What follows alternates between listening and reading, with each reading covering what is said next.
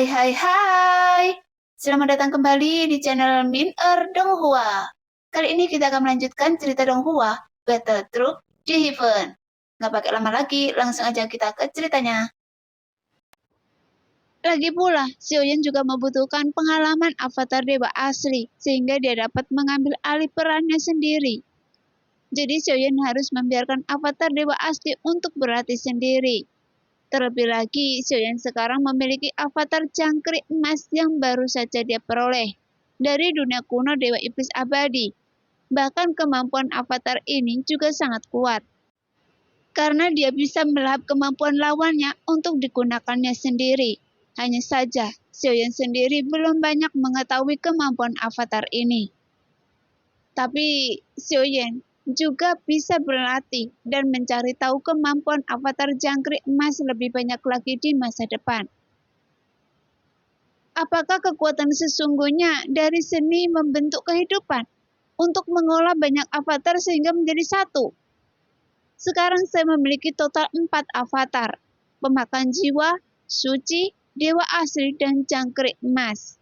Tapi di antara avatar ini yang benar-benar bisa digunakan dan memiliki kekuatan tempur absolut adalah dewa asli. Karena avatar suci dan pemakan jiwa telah saya serahkan kepada Yetian. Tapi saya tidak tahu level apa yang akan dicapai mereka pada akhirnya. Tapi sekarang untuk avatar jangkrik emas ini sebaliknya. Jadi saya bisa fokus untuk berlatih dengannya. Xiaoyan mencubit dagunya karena dia sedang memikirkan bagaimana Xiaoyan harus membuat arah untuk mengatur rencana pelatihannya selanjutnya. Karena hanya dengan cara ini, Xiaoyan dapat mencapai pertumbuhan tercepat dalam waktu singkat. Setelah Xiaoyan memikirkan hal ini, tiba-tiba di bawah bayangan Xiaoyan, avatar dewa asli keluar sendirian tanpa ragu. Kemudian dia berubah menjadi pelangi panjang dan menyapu ketiadaan. Sekarang, avatar dari dewa asli pergi untuk berlatih sendirian. Menurut apa yang dikatakan Jin Wansen, jika Xiaoyan ingin menerobos dewa kuno, dia membutuhkan lebih banyak pengalaman. Oleh karena itu, belum terlambat bagi Xiaoyan untuk melanjutkan pelatihannya. Selanjutnya, saya ingin melihat apakah saya dapat menukar bantuan dari nomor 7 dengan ramuan ajaib yang dapat membantu avatar dewa asli memulihkan energi dan darahnya dengan cepat. Karena hanya rampungan tingkat dewa yang dapat memberikan efek pada tubuh dewa asli. Bagaimanapun itu adalah tubuh yang abadi. Jadi obat mujarab di bawah tingkat dewa tidak lagi cukup. Pikir Xiaoyan dalam hatinya. Seiring berjalannya waktu, setiap orang yang kelelahan akibat pertempuran sebelumnya, mereka semua sudah pulih. Bahkan Xu Yueli juga mendapatkan kembali rona kemerahan dari kulit pucatnya, perlahan membuka mata merah mudanya. Yueli, apakah Anda baik-baik saja? Setelah Xiaoyan melihat Yueli membuka matanya, dia segera bertanya dengan cemas. Tidak apa-apa, Ayah. Sekarang saya hampir pulih, kata Xu Yueli sambil tersenyum, karena dia takut jika ayahnya akan mengkhawatirkannya. Apa yang terjadi setelah Anda membuka segel Anda? Mengapa saya merasa Anda berubah menjadi orang yang berbeda? Xiaoyan bertanya dengan serius.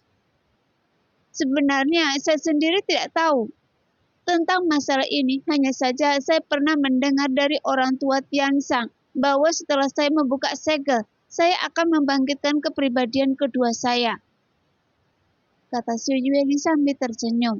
Kemudian dia menggaruk kepalanya dan mengembalikan penampilan cantiknya. Kepribadian kedua? Jelas, ini pertama kalinya Xiaoyan mendengarnya, jadi dia sedikit bingung. Orang tua Tianshan juga berkata, hal yang sama terjadi di kehidupan saya yang terakhir. Biasanya, kepribadian kedua muncul setelah saya sangat marah. Saat itulah saya benar-benar dapat melepaskan kekuatan yang ditekan itu. Tapi setelah dia keluar, itu juga bisa dibilang saya gila, kata Xu Yueli dengan ekspresi pahit, karena kekuatan itu bukan sesuatu yang bisa dia kendalikan saat ini. Ya, meskipun dia memang sangat kuat, tapi sepertinya tidak ada gunanya.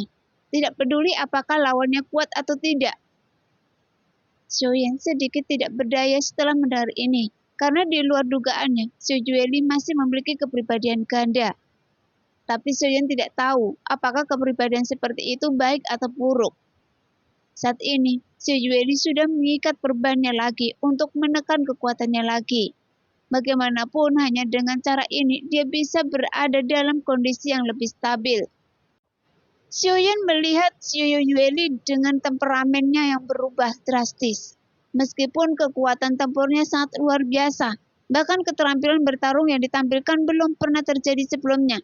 Tapi dalam pandangan Xiaoyan, ini tidak lagi terlihat seperti kepribadian ganda, tapi jiwa lain. Meskipun Xiaoyan tidak banyak bicara, tapi tidak sulit untuk menebaknya. Pasti ada rahasia yang tersembunyi di tubuh Xiao Yueli. Bagaimanapun perubahan drastis dalam temperamen Xiao Yueli setelah membuka segelnya, kekuatannya tidak sesederhana kepribadian ganda. Yueli, Anda harus ingat, lain kali jika itu bukanlah situasi pilihan terakhir, jangan pernah membuka segel Anda lagi. Karena apa yang tersegel di dalam tubuh Anda bukanlah kekuatan, tapi dia. Sambil berbicara, Xiaoyan memandangnya dengan serius, sehingga mata merah jambu Xiao Yueli yang indah sedikit ketakutan. Tapi dia masih mengangguk dengan patuh. Meskipun saya tidak tahu apa situasinya secara spesifiknya, tapi ada yang salah dengan kepribadian Anda yang lain. Xiaoyan segera melanjutkan. Sebelumnya, situasinya begitu mendesak dan saya sangat mengkhawatirkan ayah. Jadi, jawab Xiao Yueli sambil cemberut. Namun bagaimana mungkin Xiaoyan tidak melihatnya? Saat itu Xiao Yueli tidak peduli berapapun biaya yang harus dia keluarkan. Bahkan terlepas dari kehidupannya sendiri, dia akan mengorbankan segalanya untuk melindungi ayahnya.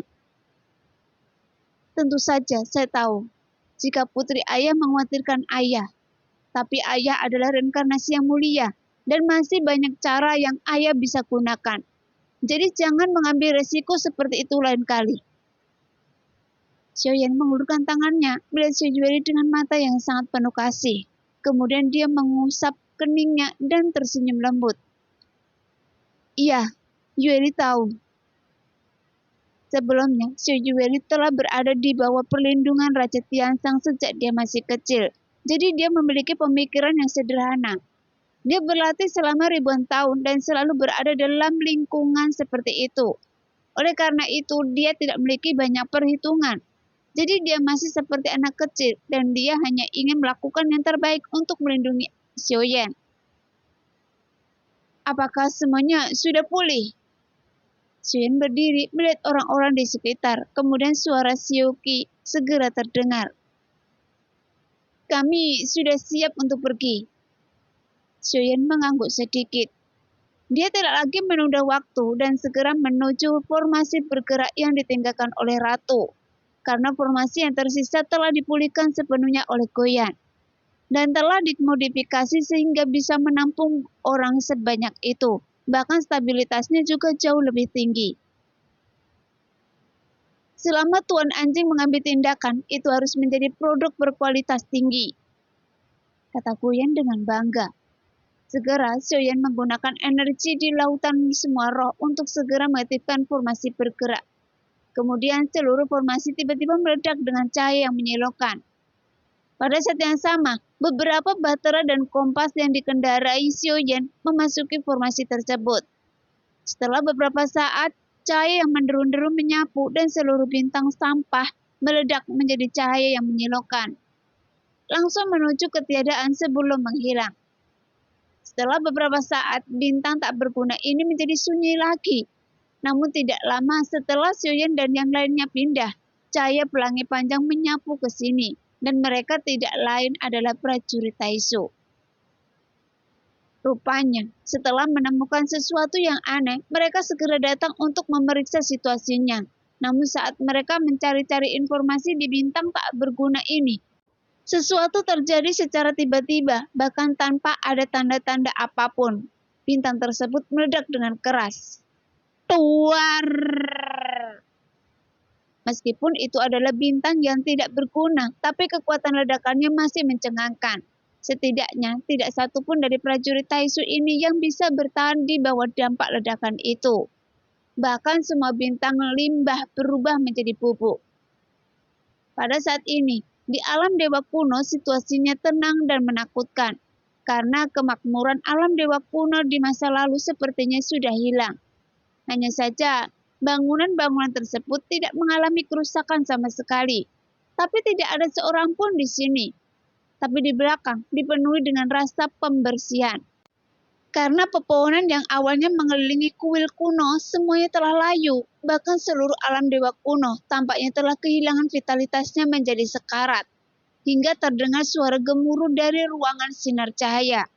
Kemudian beberapa batera perlahan muncul. Segera banyak sosok di batera yang segera terbang keluar untuk memeriksa sekeliling, dan mereka semua adalah para dewa abadi yang kuat dari dunia kuno dewa iblis abadi. Karena Xiaoyan tidak perlu mengarahkan semuanya untuk memeriksa tempat ini. Alam dewa kuno. Di Kompas, Xiaoyan belum berbicara, tapi semua orang di tim Fearless sedikit terharu saat melihat pemandangan di depan mereka.